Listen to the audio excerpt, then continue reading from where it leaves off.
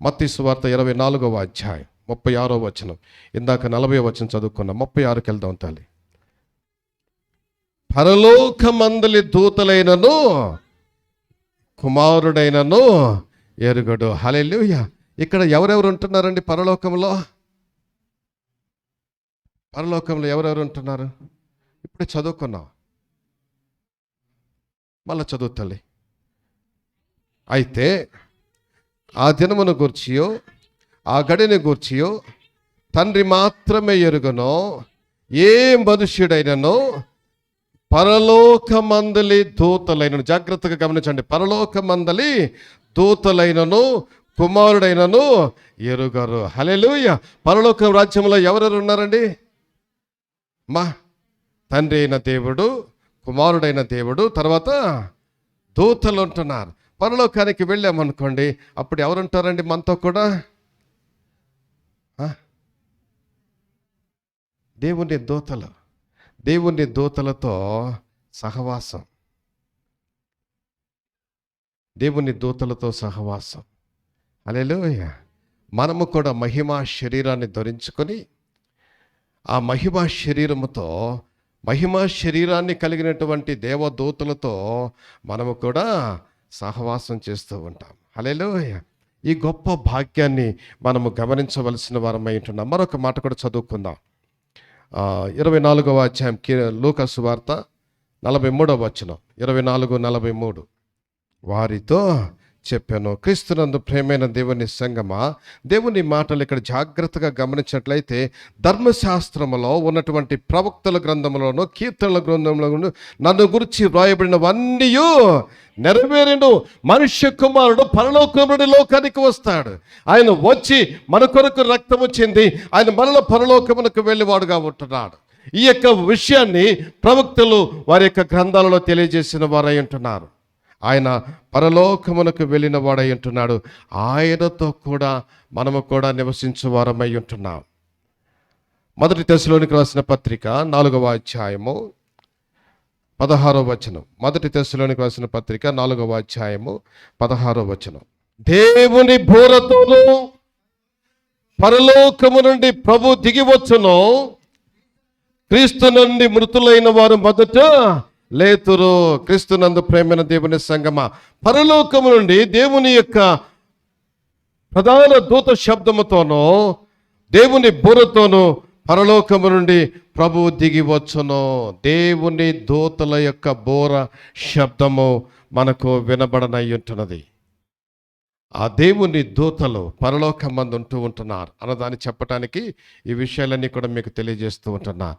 పరలోకమందు దేవుని దూతలు ఉంటున్నారు.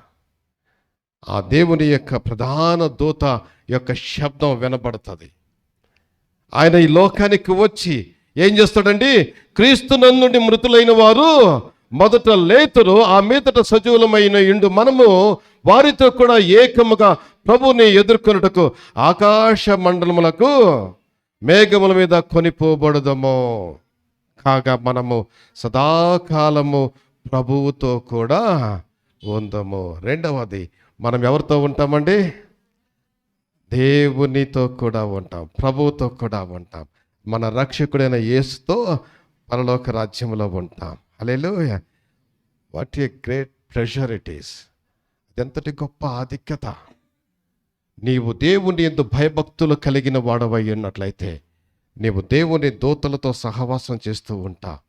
దేవుని కుమారుడైన క్రీస్తు ప్రభుల వారితో కూడా నీవు నివసించు వాడవై ఉంటా. ఇందాక మీకు జ్ఞాపకం చేశాను, మంచివాడితో సహవాసం చేయాలని మన పిల్లల్ని మనం అప్పుడప్పుడు గద్దిస్తూ ఉంటాం. పరలోక రాజ్యంలో ఆ ఇబ్బందే లేదు. మన దేవుని కుమారుడు దేవుని దూతలతో పరలోక రాజ్యంలో నివసించే వారమై ఉంటాం. అదెంతటి గొప్ప భాగ్యమో, అదెంతటి గొప్ప ధాన్యతో ఓసారి ప్రశ్నించుకుందాం. మనం ఒకసారి పరీక్షించుకుందాం. నేను దేవుని యందు భయభక్తులు కలిగి ఉన్నానా లేదా? What the pleasures which I enjoy in this world. ఈ లోకంలో ఉన్న ఎన్నో ఆధిక్యతలు నేను అనుభవిస్తూ ఉంటున్నానే. ఒకవేళ దీన్ని పోగొట్టుకున్నట్లయితే నాకు వచ్చిన నష్టం ఏంటి లేదు, కానీ పరలోకపు యొక్క స్వాస్థ్యాన్ని పోగొట్టుకుంటే ఎంత నష్టమో. పరలోకాన్ని నీవు పోగొట్టుకున్నట్లయితే దేవదూతలతో నీకు సహవాసమో లేదండి. ప్రభుతో సహవాసం లేదండి. నీవు ప్రభుతో ఉండలేవు, ప్రభుతో ఉండలేవు. దానికి బదులుగా ఎవరితో ఉంటాడంటే నశింపచేసే ఆ నాశన పుత్రుడు అన్నటువంటి సాతానుతో పాతాళ లోకంలో ఉంటాం. కాబట్టి క్రీస్తునందు ప్రేమైన దేవుని సంగమ, దేవుని యొక్క బిడలమైనటువంటి మనం ఆయనకి ఇష్టలుగా జీవించవలసిన వారమై ఉంటున్నాం. ఇదిగో నేను త్వరగా వస్తానని చెప్పి వాగ్దానం చేసిన వాడు అయింటున్నాడు. యోహాను సువార్త 14వ అధ్యాయం 1 నుండి 5 వరకు చదువుకున్నట్లయితే ఆయన త్వరలో రానయ్యుంటున్నాడు.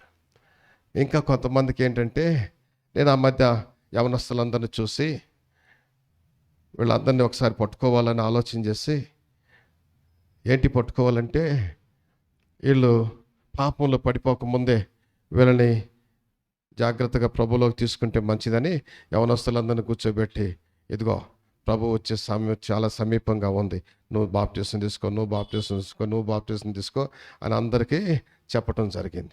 ఇలా కొత్తగా బ్యాప్టిజం క్లాసులు ఏమి అవసరం లేదు. ఎందుకంటే పుట్టుకతో ఇవన్నీ చూస్తూ ఉంటున్నారు కాబట్టి, చర్చిలో ఉంటున్నారు కాబట్టి, భక్తి పరులతో పెరుగుతూ ఉన్నారు కాబట్టి, మరి భక్తిలో విశ్వాసంలో నెమ్మదిగా ఎదుగుతూ ఉన్నారు కనుక బాప్టిజాలు అవసరమని కొంతమందిని నేను ప్రేరేపించి మాట్లాడుతూ ఉంటున్నప్పుడు తలలైతే ఊపారు. మరుసటి రోజు బ్యాప్టిజం క్లాస్ అంటే కనబట్టలేదు. ఆ తర్వాత ఎప్పుడో కనబడతాడు కదా, అడిగితే ఏంటి బ్యాప్టిజం క్లాస్కి అంటే, మా నాన్న వద్దన్నాడు సార్.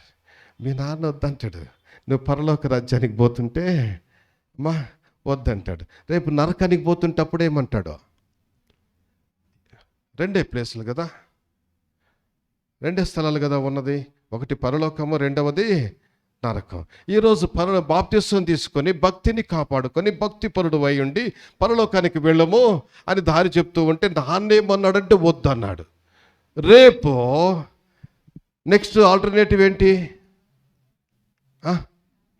నరకమే. ఇప్పుడు అక్కడికి పోతానంటే ఏమంటాడు?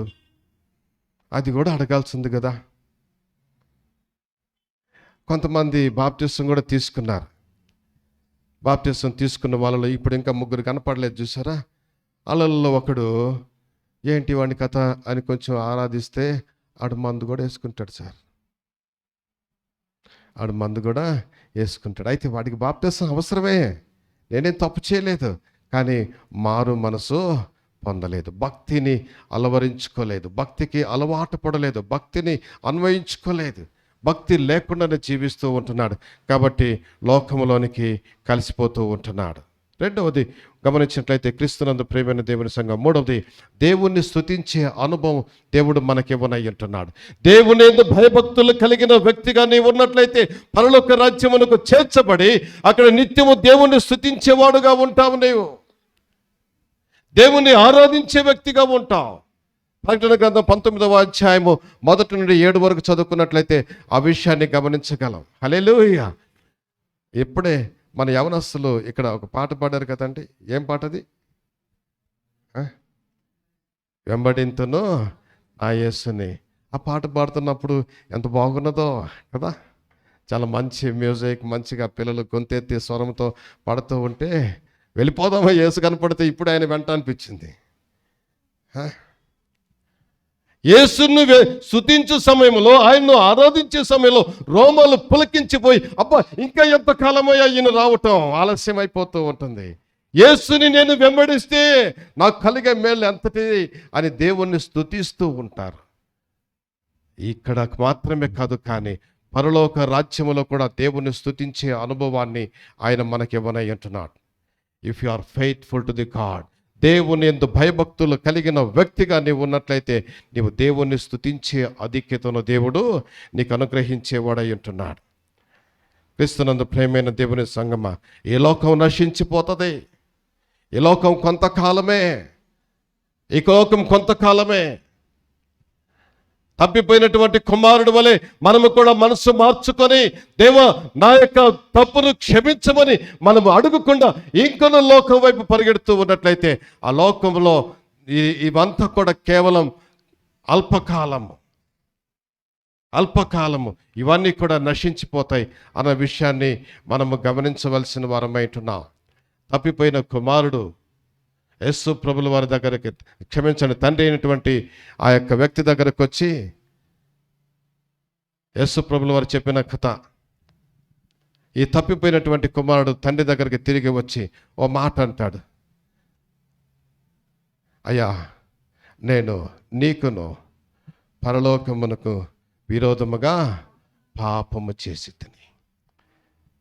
ఏంటి మధ్యలో జరిగింది? ఎక్కడి నుంచి వచ్చింది పాపం? ఇప్పటి వరకు తండ్రితో జీవించాడు కదా, తండ్రితో జీవిస్తున్నటువంటి వ్యక్తి ఇదిగో నా వాటా నాకు ఇచ్చేయని వాటా తీసుకొని లోకంలోనికి వెళ్ళిపోయాడు, లోకంలో కలిసిపోయాడు, భక్తిలో నుండి పడిపోయాడు. భక్తిలో నుండి పడిపోయి తరువాత కొంతకాలం అయిన తర్వాత బుద్ధి వచ్చినప్పుడు, నా తండ్రి ఇంట్లో అనేక మంది కూలి వారికి ఆహారం సమృద్ధిగా ఉన్నది, నేను వెళ్ళి నా తండ్రి దగ్గర నేను నీ యొక్క కుమారుని అనిపించుటకు కూడా నేను పాత్రుడను కాను, నీ ఇంట కూలివానిగా నన్ను చేర్చుకో అని అడుగుదామని తీర్మానించుకొని కుమారుడు తండ్రి దగ్గరకు వచ్చేసిన తర్వాత తండ్రితో ఒక మాట అంటూ ఉంటున్నాడు, నీ కుమారుని అనిపించుట కూడా నేను యోగ్యుడనో కాదు, నీకును పరలోకమునకు విరోధముగా పాపము చేసి తిని. ప్రేమైన దేవుని సంగమా, నేను ముగిస్తూ ఉన్నాను, ఇంకా చాలా ఉన్నాయి కానీ సమయం అయిపోయింది కనుక ముగిస్తూ ఉంటున్నాను. ఓసారి ఆలోచించుకుందాం, మన యొక్క భక్తి ఎలాగున్నదో ప్రశ్నించుకుందాం. చదువుకుందాం, వెనక్కి వెళదాం. కీర్తనలు 31వ అధ్యాయం 19వ వచనం ఒకసారి చదువుకుందాం.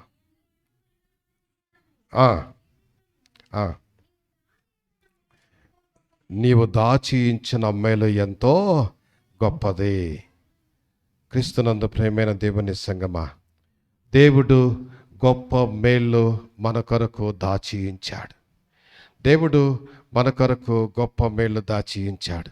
ఆ మేళ్ళు పొందుకోవటానికి ఈ లోకంలో మన భక్తిని సరిచేసుకుందాం.